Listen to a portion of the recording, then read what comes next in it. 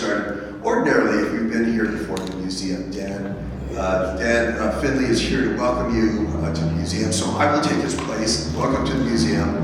He also asked you for money, so please give money to the museum. If there's anything else that he usually says before we get started. We're grateful you're here, so thank you very much for showing up. I am Eduardo Pagan. I'm the adjunct curator of history here at the museum.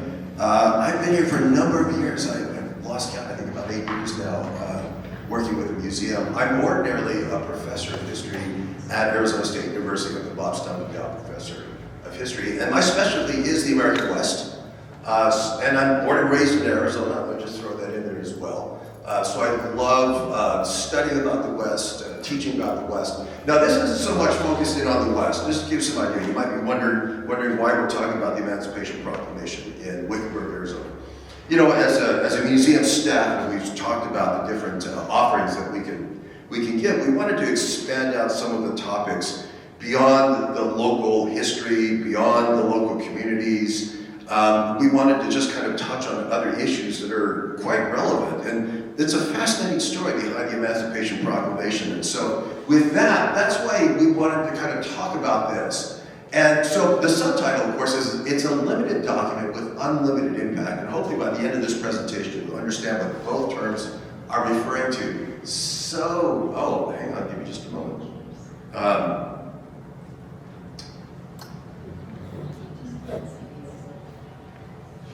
All right, so this is my nephew, Helaman. This is why we have someone who's very young, because he has this magic touch. So Helaman, if you could help me for a second. For some reason, the advancer is not working. I kid you not. At ASU, usually when something isn't working, I ask, is anyone under 18? And if there is, then, come on up here and help. So no, he's a little bit older than that.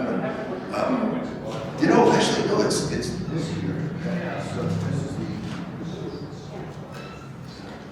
Well, you know what? Actually, that's not going to. Can you use the arrow keys? Yeah, I can do that. If this. Oh wait, that's. All right, don't worry about it. That's fine. Oh, you know what? Yeah. All right. This is our. Well, no, it was on. So how many people does it take to advance a PowerPoint slide? That's the illustration today. Okay.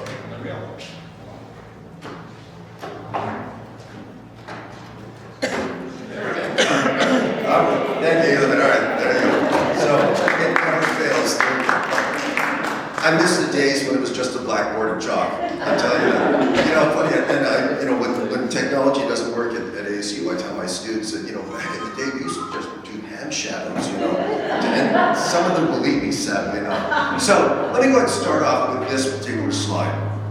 The Emancipation Proclamation, as you know, was a proclamation issued by President Lincoln to emancipate slaves that were being held in Union-controlled territory. But in order to get to that point, I need to show you this map. Now this map, every red dot indicates an area of the American South where there were more than 500 slaves. And so what I want you to do is I want you to just see where the congregation of slaves were. And the reason why was that in the 18th and 19th century, the United States was an agrarian economy. So cotton, tobacco, even pine products. We used pine pitch to seal off boats to make them waterproof. So it was an agricultural economy, and like all agriculture, you need hands to work. And hence, the concentration of slaves largely in the South because the land was rich.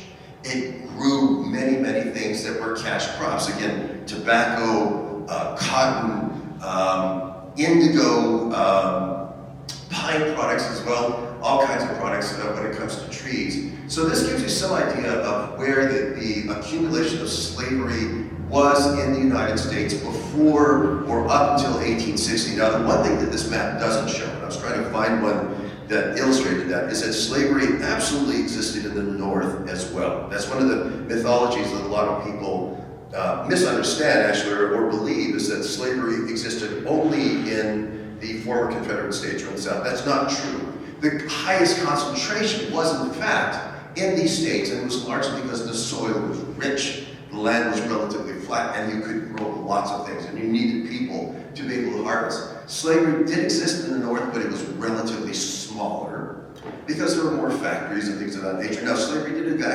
exist in some factories, but that's the one thing this map doesn't show, is that there was a smattering of slavery up in the North at the eve of the American Civil War. So with that, the reason I'm telling you this is that the question or the push, the desire for abolition, to completely abolish slavery, it's been a part of American politics from the very beginning. Even though we've had slavery from the very beginning, there were people who opposed the enslavement of human beings. Our first recorded protest of slavery was in 1688 in Germantown. It was known as the Germantown Quaker Petition. Germantown was in Pennsylvania. And it was the Quakers who condemned the slave trade on moral grounds. And as a matter of fact, for the 17th, 18th century, the Quakers were really the leaders of the anti-slavery sentiment in what then became the United States. Now, moving on to the Revolutionary era and the early Republic era as well, Pennsylvania, in 1775, the Pennsylvania Abolition Society came together, and they initially formed to aid free blacks or escaped runaways, but eventually they turned their attention towards advocating for gradual emancipation. Now, this becomes an issue as we talk about the Emancipation Proclamation. For those who opposed slavery, the most radical were the ones that wanted immediate abolition, right now, ended. They were the most radical. We can put them on the spectrum. Most people who opposed slavery before the Emancipation Proclamation, certainly before the 13th Amendment that was passed in 1865, most people favored gradual emancipation. So, as an owner aged out, the hope was that they would simply set their slaves free, which many did. Or there were some schemes to actually purchase slaves on behalf of the federal government, let them free as well. So that's what we're talking about. There's a difference between gradual and immediate.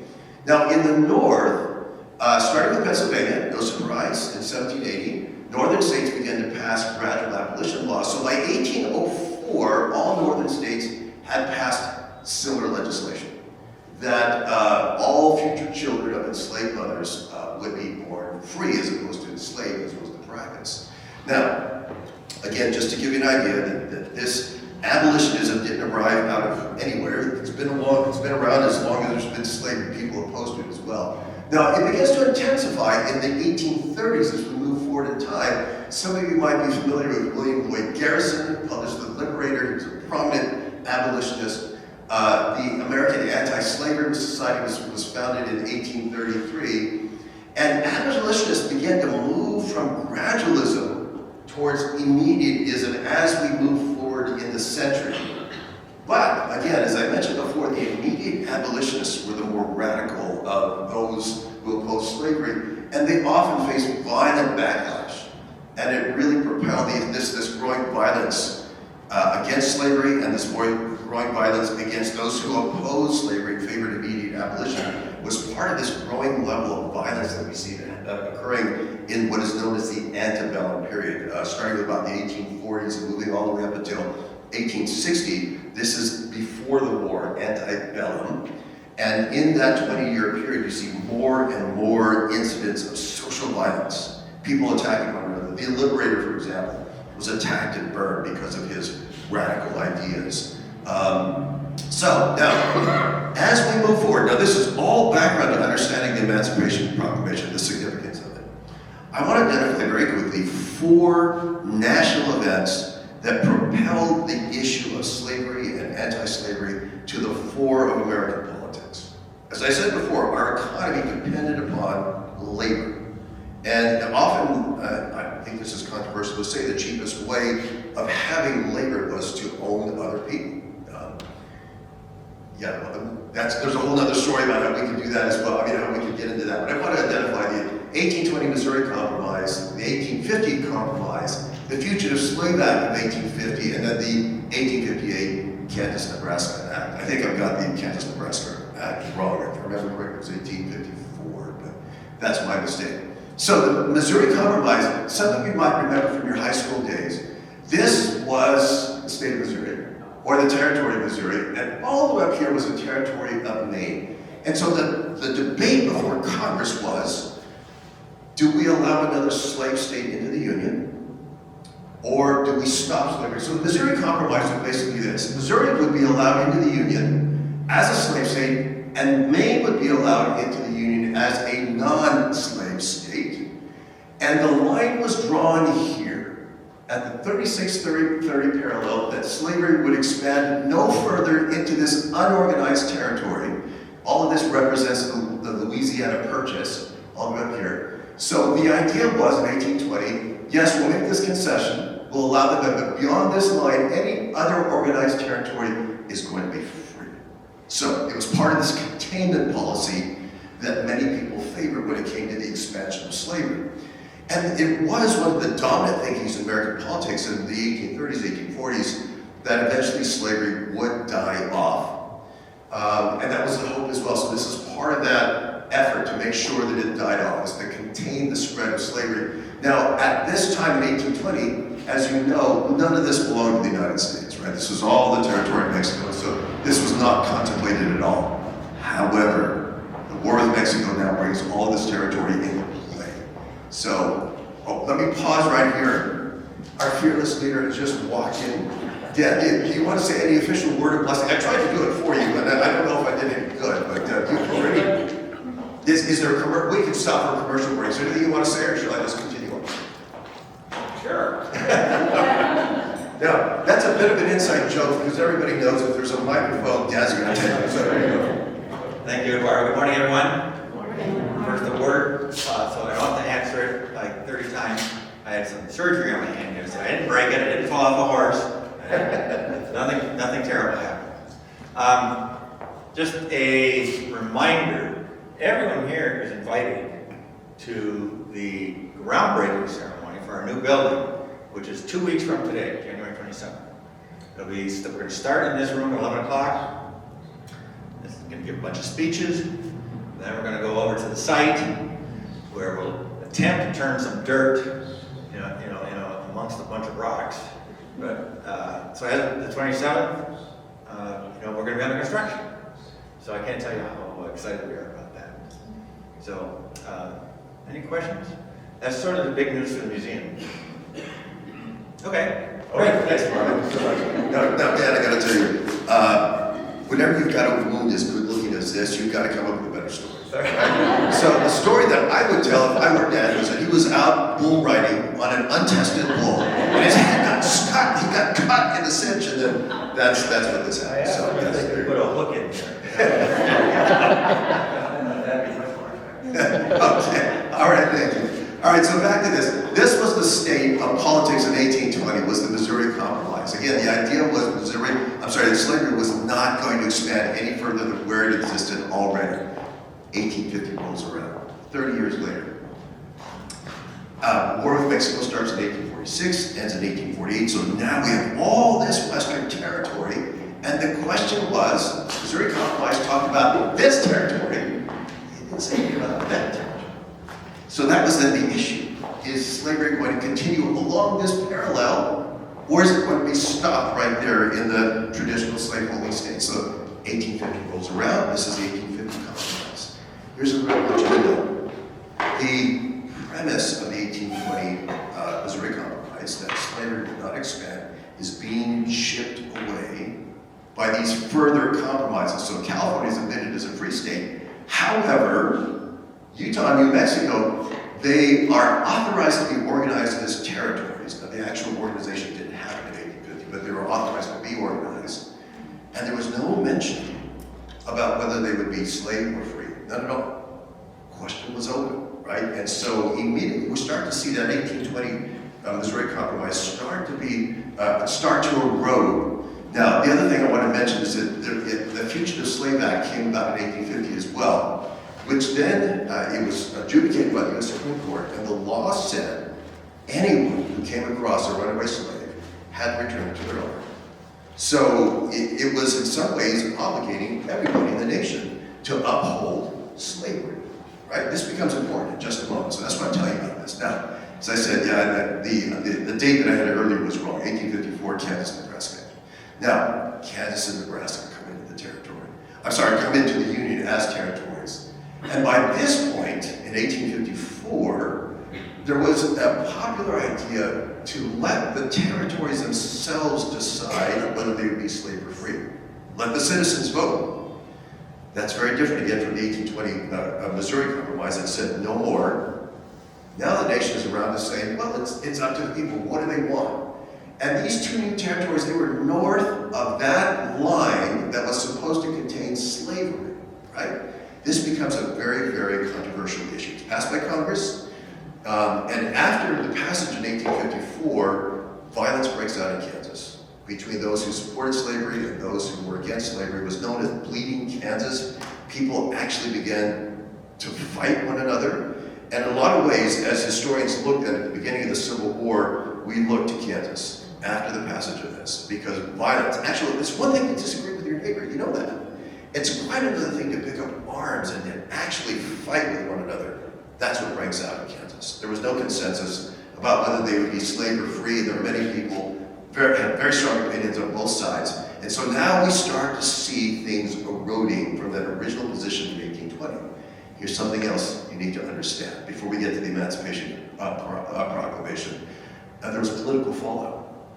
In 1854, when that Kansas-Nebraska compromise was passed, the Whig Party collapsed. So let me take you back. If we went back to after 1776, there were two parties in the United States. One was the Democrat-Republicans, and the other was the Whig Party. Okay? The Whig Party ends by 1854. And the reason why it ends is because within the Whig Party, there was fighting over the question of slavery. Do we allow it or do we not? And if we allow it, under what conditions? So the party collapses after the passage of that compromise. And out of the ashes of the Whig Party comes the Republican Party, right? That's the party we have now.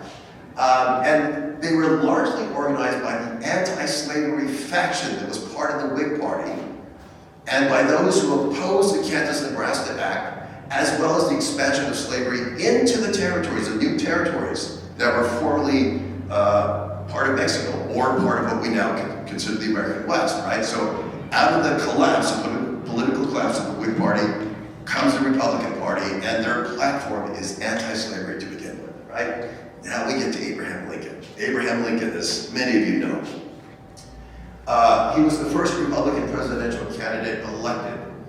And on the question of slavery himself, we can see this trajectory of growth in his position. Now, he was the author of the Emancipation Proclamation.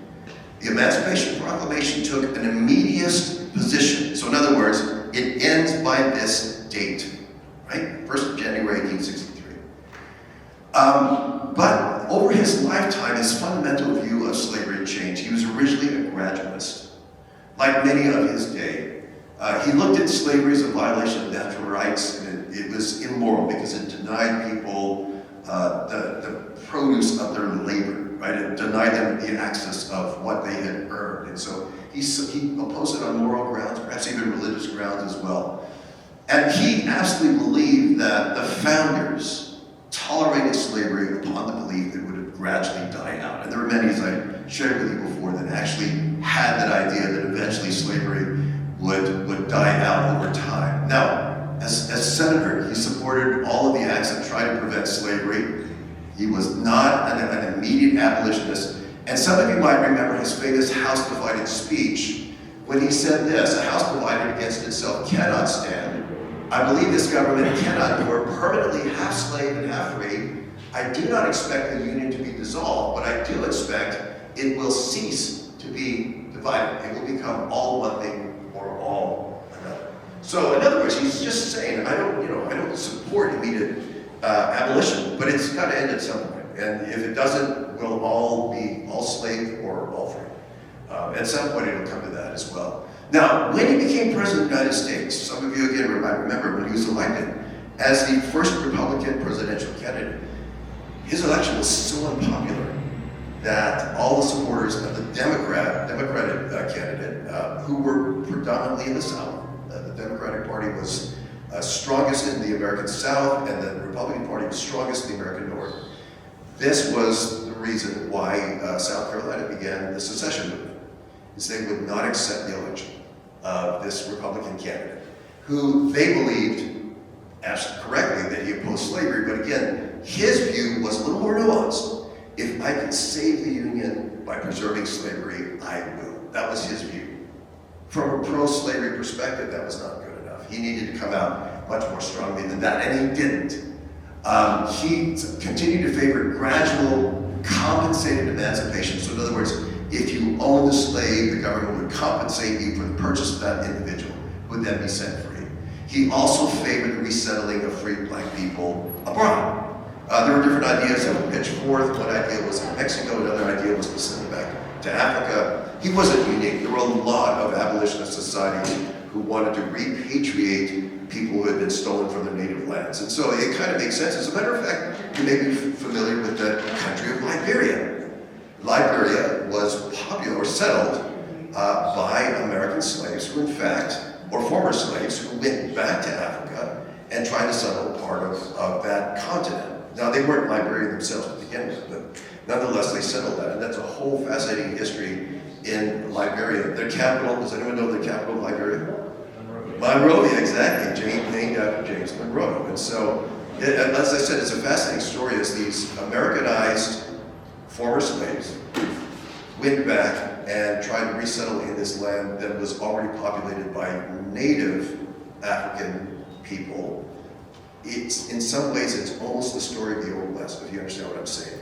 You have colonization against native communities who resisted these foreigners. They didn't see them as black brothers, they saw them as outlanders and foreigners. And so there's a whole history of violence in the settling of Liberia. But nonetheless, so he viewed, this back to Abraham Lincoln, he viewed all of his actions as president in terms of saving the Union.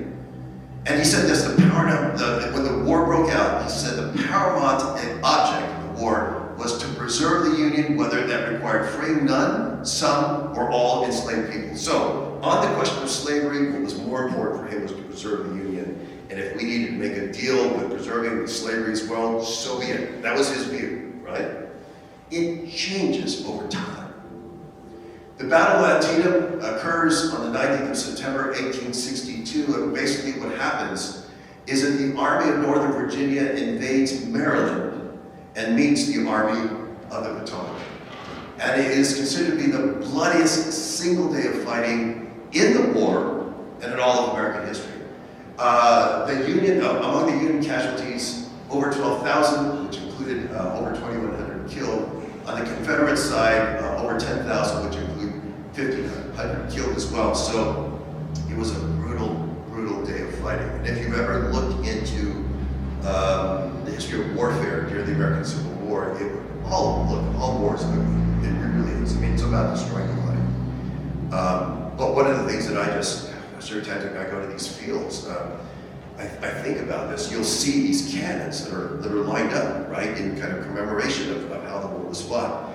Inside those cannons were more than just cannonballs. There was often grape shot.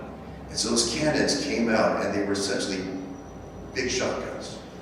So they would stuff grape shot down into these balls of metal about that big around, stuff them all in there, and once the cannons went off, just imagine being on the other side, these balls of metal flying at you. I mean, it was just brutal, brutal fighting. So nonetheless, this was a terrible, terrible day. But that day becomes important. Officially speaking, it was a stalemate. There's no side that really won. But Lee retreated to Virginia, so it's generally considered to be a victory for the North. And so, what had happened? By this point, 1862, 1863, the Civil War becomes this grinding struggle. Everybody at the beginning of the Civil War thought, we'll be home by Christmas, right? It's just typical, right? Almost every war, soldiers going to war often say, it'll be over in a couple months. No, it became a grinding, brutal war by that time. The Union was losing soldiers at a terrible rate. And then Lincoln understands at this point he needs a new strategy. It can't be just about preserving the Union. He needs to come up with something that has political power and military power as well. And he chose a policy to strike at the heart of the South's economic engine, and that was freeing enslaved people. Again, remember the economy was dependent upon manual labor, right? You had to pick things, cotton or whatever it was that they were growing. They had to be, there's no machinery in the way that we think about it today, right? Again, it's very, very labor dependent. And if you can somehow encourage the enslaved labor to run, or if somehow you can free them, then it destroys the economy of the South. And if their economy is destroyed, they can't buy armaments, they can't buy supplies, they can't buy food, there's nothing, and then you undercut them. This changed the war's purpose now. So it started with this, and this is Benjamin Butler is often credited, pictured here, often credited with having given Lincoln the idea of how to change policy, what policy to change. There were 3 slaves that escaped to Union lines when General Butler was fighting in the war. And General Butler declared them as contraband. Right? Contraband is just property that has been liberated by the invading force as well, right? But he refused to uphold the Fugitive Slave Act, remember, requiring all American citizens to return enslaved people. He said this, "I'm under no constitutional obligations to a foreign country which Virginia now claims to be." Right? So, enslaved people who are now free, they are contraband, and in 1861, President Lincoln, when he learned about this, called an emergency cabinet meeting together and said, what do we do? If we take this position that Virginia is a foreign country, we by implication recognize their legal status. And that was never the position the Union wanted. They simply viewed the Confederacy as a rebellious state, but they never called them a legitimate nation. So if we recognize this position, that's what we're doing. Nonetheless, Colonel Whitehead was born, and he's the Secretary of War, telegraphed Butler and said his policy was approved. So all slaves that had made it to the Union side were now considered free, and they were not going to be returned to the South. So this is the lead up to the proclamation that's issued. Again, the proclamation, what I'm trying to get across is it didn't just kind of like drop out of nowhere. There's a lot of lead up to this. So over 61 to 1962, Lincoln quietly pushed for a federally funded radical emancipation in Delaware as an experiment to see if we could actually pull this off. It never went anywhere. But in the District of Columbia, there was a bill that was signed, it was known as the District of Columbia Compensated Emancipation Act. This is April of 1862. Again, it's the same idea. They paid, the government paid slaveholders who were loyal to the Union. Remember, as I said before, that slavery did exist up north of the Confederate and Union line. For those slaveholders who were loyal to the Union, they were compensated at $300 per person. And in addition, $100 were offered to any formerly enslaved person who wanted to be repatriated into Africa as well. So these are the challenges now that he's facing as he's beginning to move to this Emancipation Proclamation. This is a drawing of the first reading of the Emancipation Proclamation to his cabinet. This drawing was made in 1864. And so he read the first draft to his cabinet in July of 1862. And as you can imagine, there's some people that said, yeah, this is it, let's do it. And others, absolutely not. They were highly reluctant about this policy. And this was his challenge, is how do you unite a divided cabinet, let alone a nation, over the purpose of the war and the purpose of slavery, whether it's going to exist or not. And it was Secretary of State Seward who advised him to wait for a military victory. And this then leads us up to Antietam. This was the victory that he needed. There was a preliminary proclamation that was issued before 1863. And it was actually in September of 1862 when he issued this proclamation that gave the Confederacy 100 days to cease rebellion and abolish slavery, or he would order all enslaved people in rebellion areas freed as of 1 January. And copies of this warning were actually distributed among Union soldiers. So, 1st of January 1863, by the way, the South didn't agree to that. That may be a surprise, but I just want to assure you, they decided not to listen to him. So, 1st of January 1863 comes along. This is a copy of the original Emancipation Proclamation. And just to boil it down, it says all persons held as slaves within any state or designated part of a state shall be free. Now, what that meant was, technically speaking, over 800,000 enslaved people in the border states, they were not freed. There were over 500,000 in the Union areas that were not freed, and then 3.5 million in rebel states that were technically freed, but not in actuality because the Union did not control the rebellious states at that point. But, once you understand the significance of this, it is a significant document. So here's a seeming paradox, and critics of this Emancipation Proclamation said, you freed nobody. The Confederacy isn't going to listen to you. You don't control the Confederacy. What's the point of this document? Well, it did free some people, again, in Union-occupied areas of the rebellious states. The slaves were freed in those kind of blue areas that the Union held. Now, how did the South respond when they heard of this Emancipation Proclamation? Picture Jefferson Davis here. He denounced the proclamation as execrable and abominable. And the Confederacy, of course, did not change their policy. What's interesting, though, is that when you start reading the newspapers in the Confederacy, in response to the Emancipation Proclamation, there was an alarm that just went off. People saw this as a Union giving carte blanche permission to enslave people to murder them. They really saw it on those levels. I mean, there was this whole level of panic. As a matter of fact, in the Confederate Army, after that point, after the Emancipation Proclamation was issued, there was a black flag promise. So in military, when you raise the black flag, it says, you will be given no quarter. If you surrender, you're still going to be killed, right? As a matter of fact, that did happen. After the Emancipation Proclamation, whenever Union troops, particularly if they're black, surrendered, there's no quarter. They were killed. In fact, they were brutally killed. I mean, I won't go into detail, but let me just say that there were a number of massacres that were just ugly. Just ugly. Even the white Union officers who were leading black soldiers were given no quarter, right? So things change. War is already terrible. It gets even more terrible in terms of the Confederacy. As I mentioned before, there was this terror in the South that this is promoting servile insurrection, indiscriminate slaughter of men, women, and children. And so this was not received well, as you can imagine, in the American South. There was a lot of terror. Now, in the North, you might wonder, how did they respond? I mentioned before there's division over the question of slavery. It really depended on where you were on the political spectrum. If you were a war Democrat, you supported restoration of the Union only. And they opposed the proclamation because it went too far. It's too radical. If you're a moderate Republican, you supported Lincoln's approach, and it balanced military necessity with moral principle. Of course, there were radical Republicans who controlled Congress and controlled Congress after the war ended. They wanted complete, immediate abolition, and they pushed for an even more aggressive emancipation policy. So nobody was really happy with this. That's what I'm trying to get across. So the meaning of that proclamation transforms. So I want you to understand, let me just pause here and make sure you understand the points I'm getting across. One, so the Emancipation Proclamation is issued.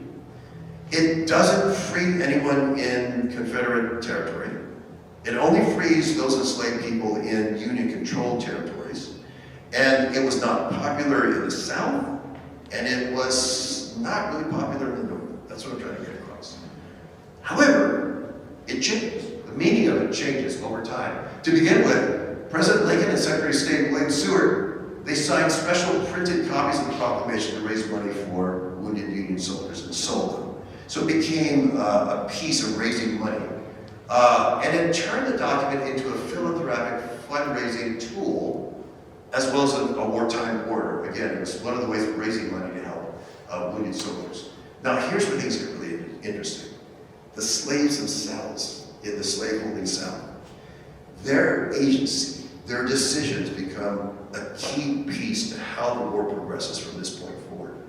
They are encouraged by the news that the North is going to free them as long as the North arrives, as long as Northern soldiers arrive. So you can imagine the kinds of activities that start to take place. If you are an enslaved person and you don't want to be enslaved, you do all that you can in very subtle ways to frustrate the Southern economy and to promote the arrival of Union troops as well.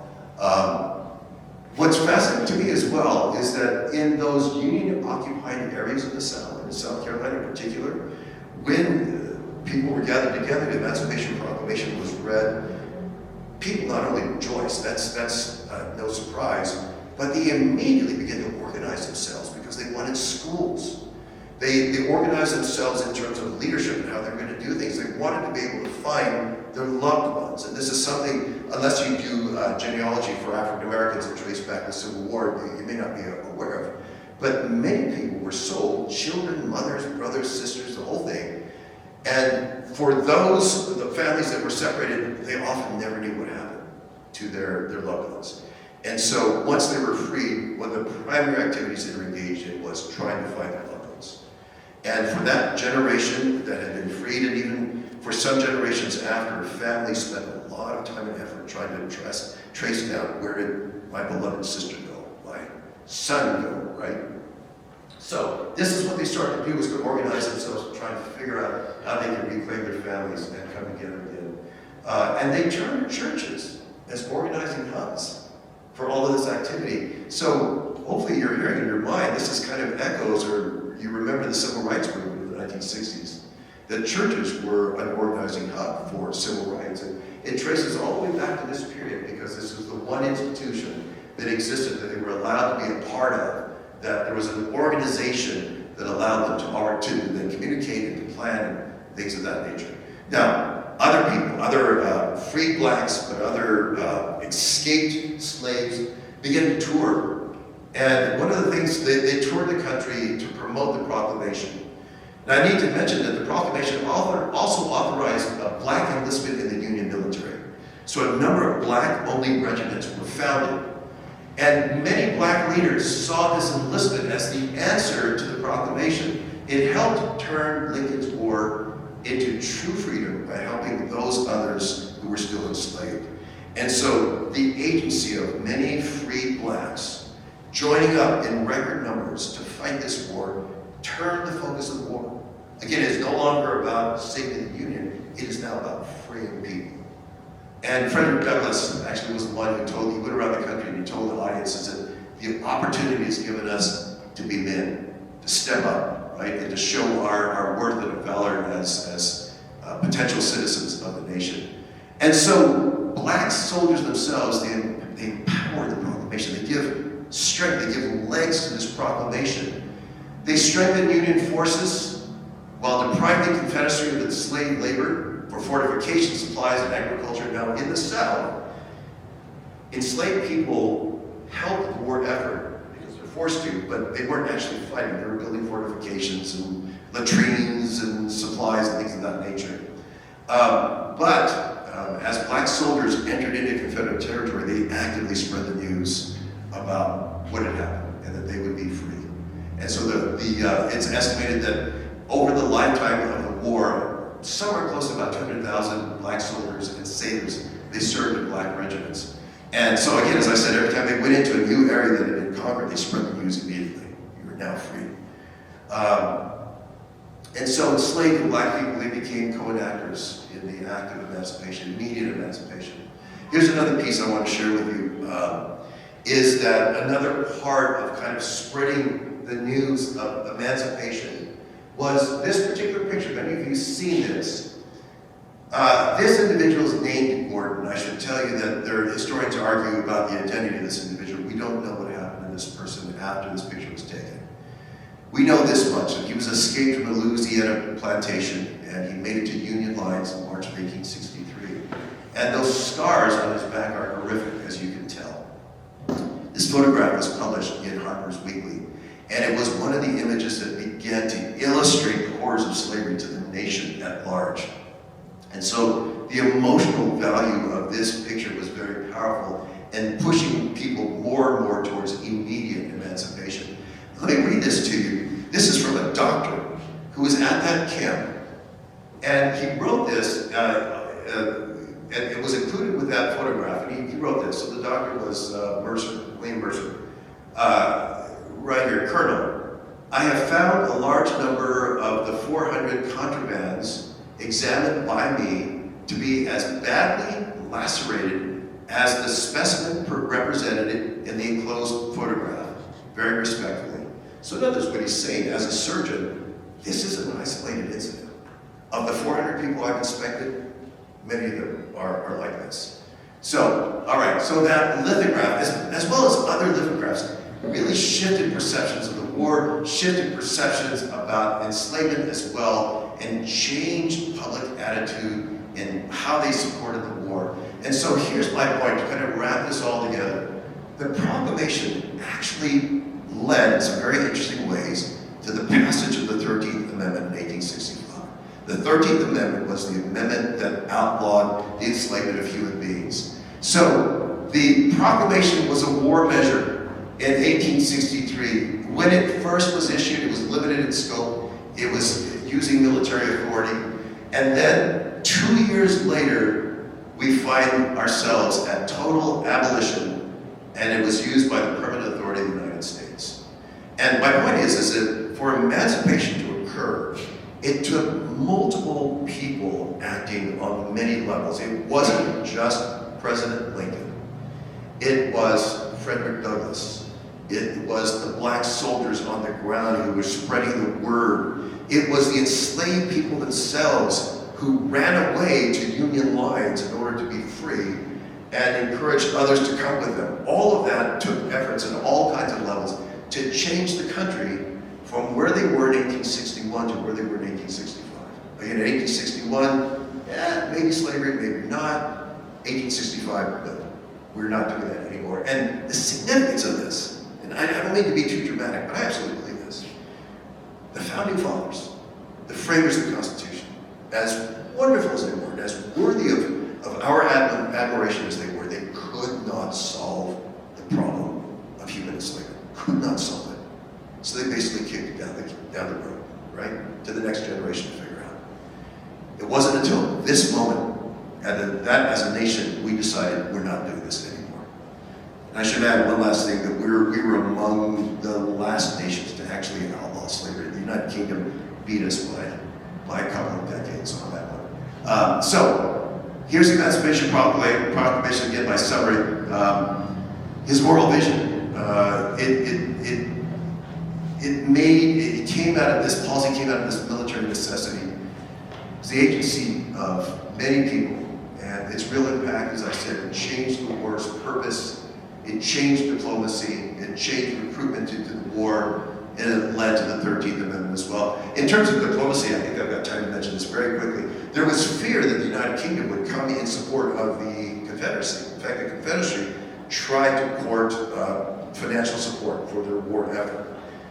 When the Emancipation Proclamation came out, that ended any possibility that the United Kingdom would actually support the Confederacy because they were already against enslavement. In fact, British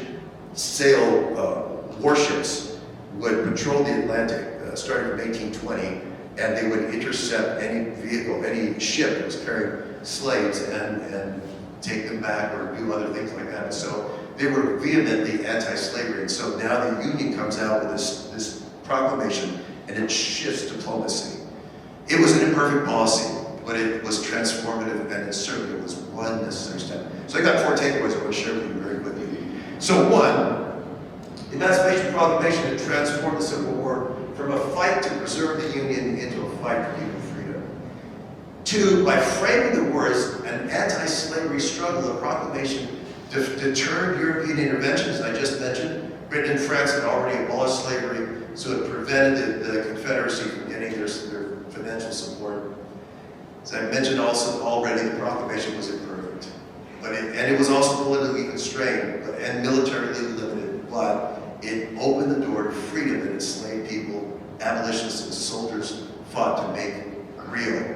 And so by 1865, when the 13th Amendment is finally passed and all the former Confederate states were allowed to return into the Union on the condition that their state constitutions would support the 13th Amendment, 4 million people were now free.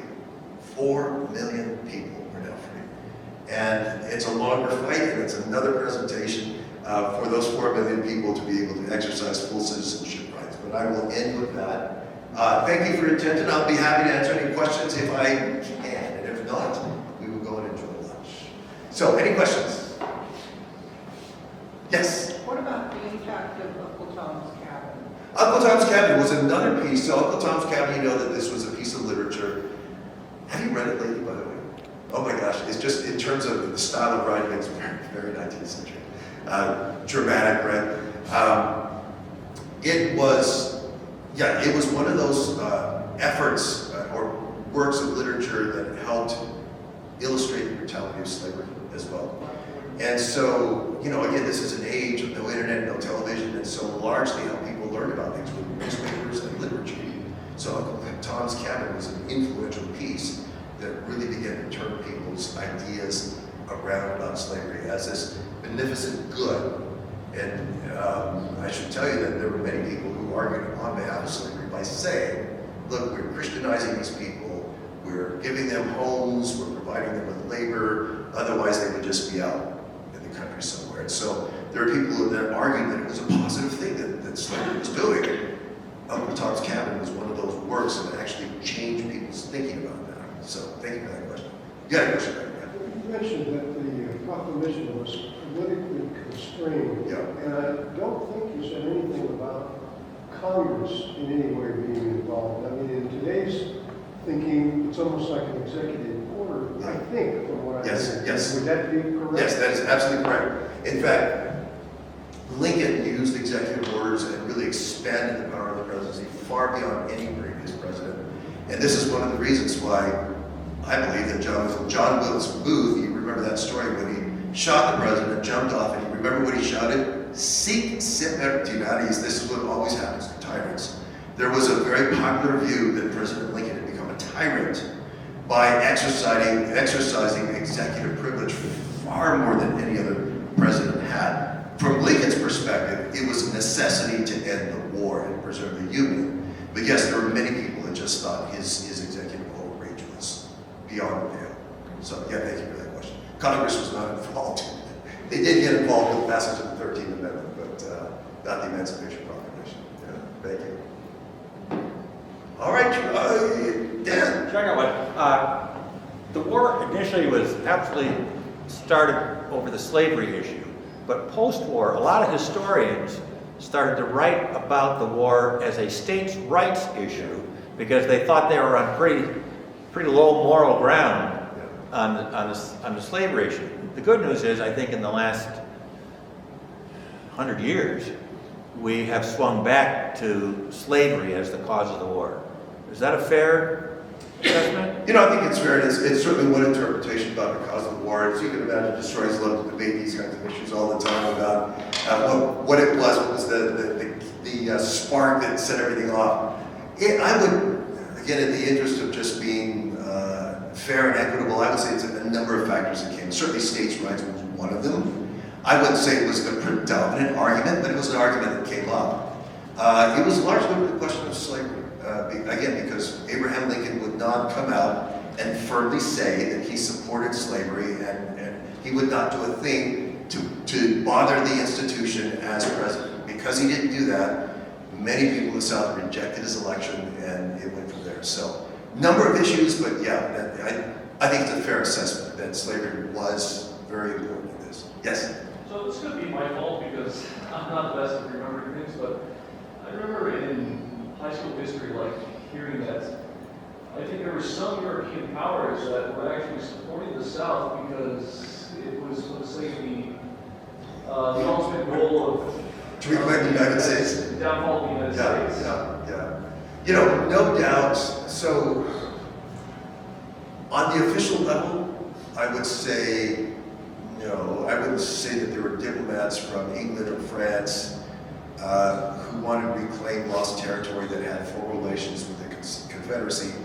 On the informal level, I'm sure there were a lot of people that wanted to reclaim the lost colonies. I'm sure there were. So that's a kind of the yes and no answer. So I know that as formal political state to formal political state, there was no established policy, no established agreement. But informally, absolutely. That's why the War of 1812 was fun. They wanted to reclaim the lost colonies. Yes, Caesar. I actually worked on an exhibit for in Bermuda about runners, basically. Wait. You weren't in Bermuda working on an Well, I exhibit? did an exhibit on the Civil War in Bermuda. Okay. And the interesting thing about the Civil War is it was an international war. Even Manet in France painted Civil War battleships in the Mediterranean. Yeah. And France supported the South because of cotton. So cotton was king, cotton was just as valuable as gold and iron. So there were a lot of foreign interests. The British supported the Union. Yeah. So it was very close to an international war at that time, which was very little known history, but the reason why Bermuda and the Caribbean islands were important is because that's where the gun runners would come. So France would get cotton from the South and supply the South with arms, with guns.